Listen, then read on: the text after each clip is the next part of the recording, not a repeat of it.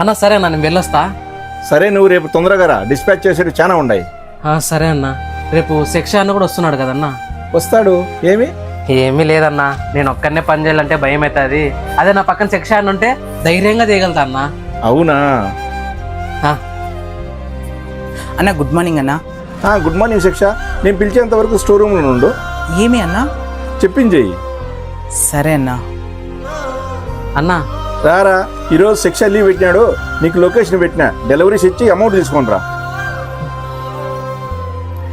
అన్నా అన్ని orders complete చేశా అన్నా. శిక్ష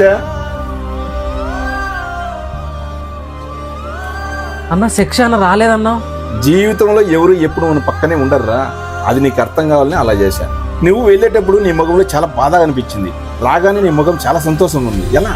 మనకు ఏదైనా ఒక విషయంలో భయం వేసినప్పుడు ధైర్యంగా ఒక అడుగు ముందుకు వేయాలరా. అలాగే ఈరోజు చేసావు, కరెక్ట్గా చేసుకుని వచ్చావు కదా.